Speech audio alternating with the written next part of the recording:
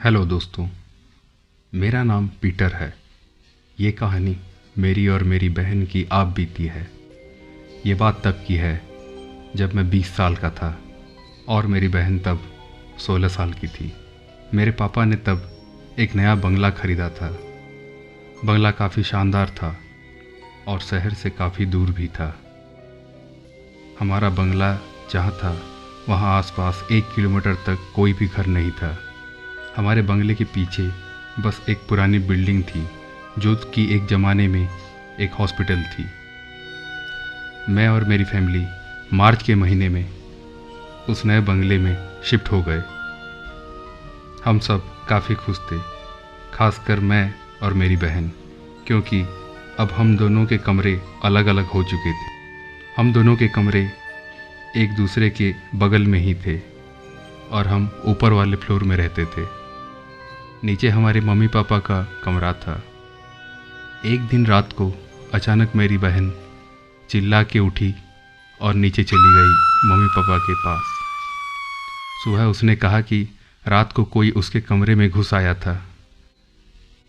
मैंने उसे बहुत चिढ़ाया और हंसने लगा, पर अगले दिन कुछ इसी तरह मेरे साथ भी होने वाला था।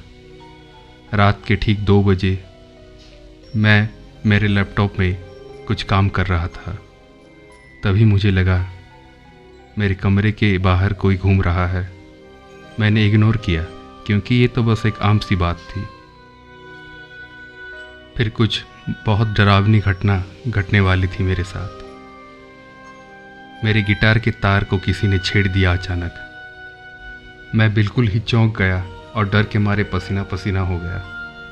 फिर मैंने लैपटॉप बंद किया और बेड पे जाके लेट गया। लेकिन तब कुछ और भी भयानक होने वाला था मेरे साथ। जैसे ही मैंने अपनी आंखें बंद की, मुझे कुछ बातें धीमे धीमे सुनाई दी। फिर मैंने करवट बदला और दोबारा सोने लगा। कुछ देर बाद मुझे मेरे कानों के पास किसी और की सांसें महसूस होने लगी और मैं एकदम से उठ गया और कमरे का लाइट जला दिया, पर कमरे में कोई नहीं था। 15 मिनट बाद मैं फिर सोने लगा कि अचानक एक अजीब सी चीख मेरे कानों में गूंज गई। मैं हड़बड़ा के उठा, फिर से कमरे का लाइट जला दिया। जो मैंने देखा वो कभी ज़िंदगी में नहीं देखना चाहता और ना ही कभी भूल सकता हूँ। एक काली परछाई दौड़ते हुए मेरे कमरे की दीवार से बाहर निकल गई और हमारे पीछे वाली बिल्डिंग में घुस गई। तब मैं भी चिल्लाते हुए नीचे अपने मम्मी पापा के रूम में चला गया। अगले दिन मेरे पापा ने कहा, आज मैं अकेला ही ऊपर सोऊंगा और देखते हैं क्या होता है रात को। मैं और मेरी बहन नीचे मेरी मम्मी के साथ सो गए। रात को डिनर ख़त्म करने के बाद मेरे पापा मेरे रूम में चले गए। अचानक रात को गोली चलने की आवाज़ से हम सब उठ गए और मेरे कमरे की ओर भागने लगे। तब कुछ देर बाद दरवाज़ा पीटने के बाद मेरे पापा ने दरवाज़ा खोला। उनके चेहरे से डर साफ झलक रहा था। पापा पूरा 1 बोतल पानी पी गए और कहा, अब हम इस घर में बिल्कुल नहीं रहेंगे। फिर कुछ 10-15 दिनों के बाद हम एक दूसरे घर में शिफ्ट हो गए और वो बंगला छोड़ दिया। मेरे पापा ने आज तक हमें नहीं बताया कि उनके साथ उस रात क्या हुआ था, पर मैं उस बंगले के बारे में कुछ रिसर्च करने लगा और एक बहुत ही भयानक बात मुझे पता चली। दरअसल वो बंगला किसी रॉबिन डिसूजा ने बनवाया था, वो भी 70 के दशक में। मिस्टर डिसूजा एक डॉक्टर थे और पीछे का वो खंडहर नुमा बिल्डिंग उनका हॉस्पिटल था।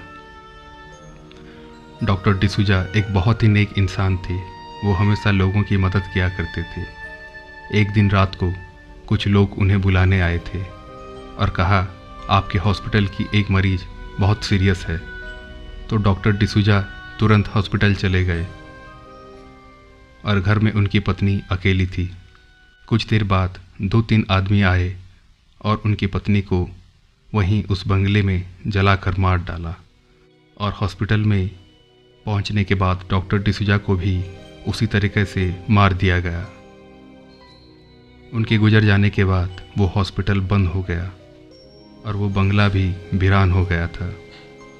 बहुत से लोगों ने बंगला खरीदना चाहा पर कोई वहाँ टिक नहीं पाया और कुछ जिद्दी लोग कभी उस बंगले से वापस ही नहीं लौटे। धन्यवाद।